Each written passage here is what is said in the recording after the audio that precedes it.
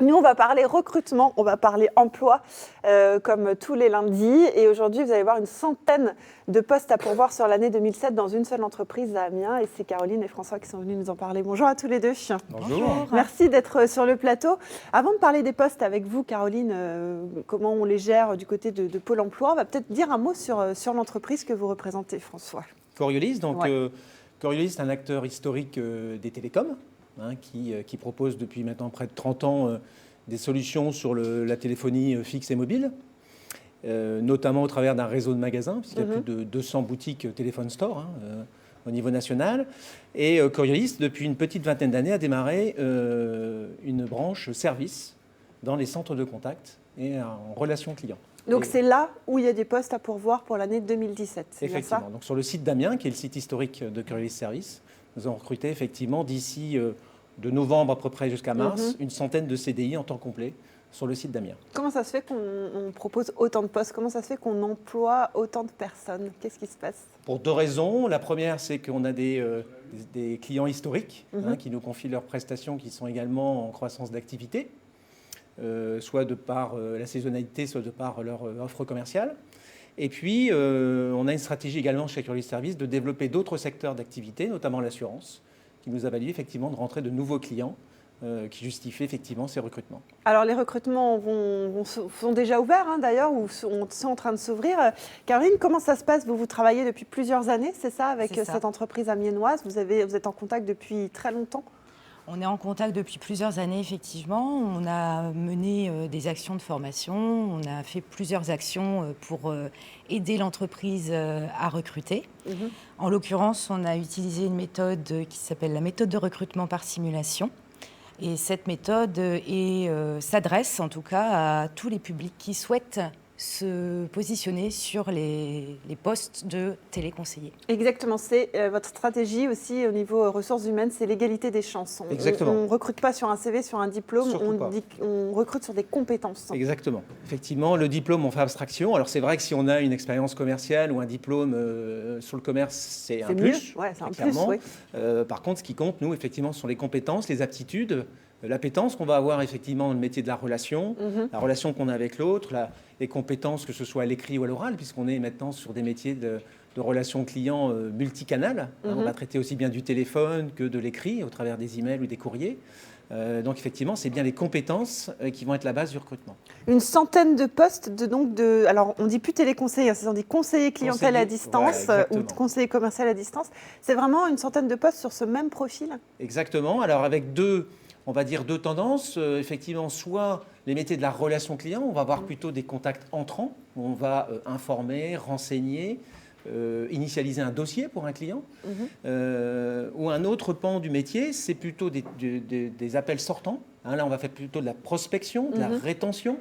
Et là, effectivement, on va plutôt avoir à faire des profils qui seront plus commerciaux. Quels sont vos clients dont vous parliez, les grands secteurs ? C'est quoi ? C'est la téléphonie mobile ? Vous parliez de les assurances tout à l'heure ? Alors, on a deux clients historiques dans l'énergie et les médias, et on développe effectivement depuis plusieurs mois maintenant l'assurance. Alors, on va parler de cette méthode par simulation, peut-être avec vous, Caroline. Dites-nous un petit peu en quoi ça consiste, comment ça fonctionne. Alors déjà, on ne se base pas sur une expérience ni un diplôme. Ça, c'est un fait. On va prendre la personne comme elle vient et on va révéler chez elle les habiletés qui sont nécessaires pour occuper le poste. Donc les habiletés se traduisent par le biais d'exercices et ces exercices reproduisent les difficultés et les conditions du poste de travail pour pouvoir justement l'exercer. Alors les difficultés, je suppose qu'elles vous sont transmises par l'entreprise, et qui vous dit c'est le genre de problème qu'on peut rencontrer pour que vous puissiez faire des vraies mises en situation. C'est ça. Les exercices donc reproduisent par analogie les difficultés du poste. Donc on va par exemple soumettre un candidat face à un client, donc avec des informations, on va lui poser des questions, on va voir sa réaction face au client. Et puis on va mesurer au fur et à mesure ces exercices par le biais de grilles pour éviter de partir sur quelque chose qui... Voilà, c'est vraiment quelque chose qui est très cadré et très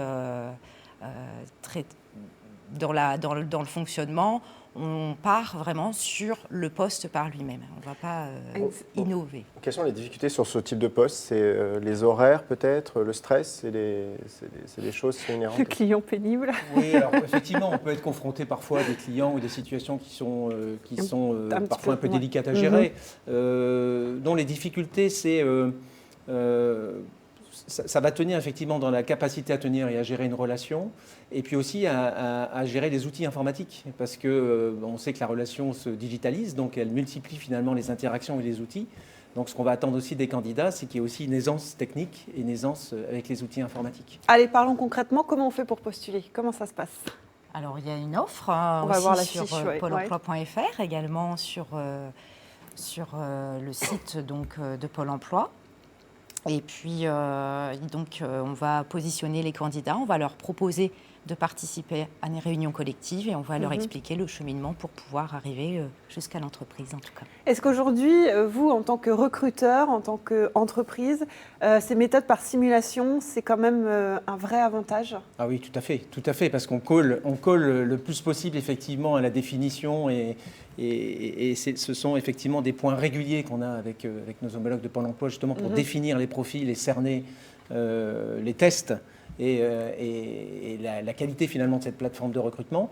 Oui, tout à fait. Ça nous permet effectivement d'avoir et également de toucher une population qui naturellement ne va pas forcément s'adresser à nous sur ces secteurs. On a de belles histoires sur des reconversions professionnelles de personnes effectivement qui se sont adressées à Pôle emploi, qui ne se voyaient pas sur ce type de métier, finalement qui ont réussi à se développer sur ce métier de téléconseiller. Une dernière question, parce que parfois on se dit oui, téléconseiller, c'est un emploi pour quelque temps, mais non, vous essayez de garder vos effectifs. Ah, tout à fait. Parce qu'il faut vous essayer, on peut évoluer un petit peu dans votre entreprise. Tout à fait. Aujourd'hui, notre politique RH, elle est vraiment basée sur le CDI et l'ancienneté et la pérennité. C'est du temps complet, c'est du temps partiel choisi. 97% de nos temps partiels sont des temps partiels choisis, mais effectivement, on a plus de 85% aujourd'hui de CDI. C'est bien la politique effectivement de l'entreprise de fédérer et de pérenniser effectivement nos emplois. Et je voudrais simplement aussi rajouter, parce qu'on a parlé de toute la phase effectivement recrutement, il y a aussi toute une phase de formation et d'accompagnement qui est importante. Il faut savoir que on peut effectivement parfois s'adresser, on peut s'adresser effectivement à des candidats qui ne sont pas du métier, et donc il faut savoir qu'on a entre 1 et 3 semaines de formation.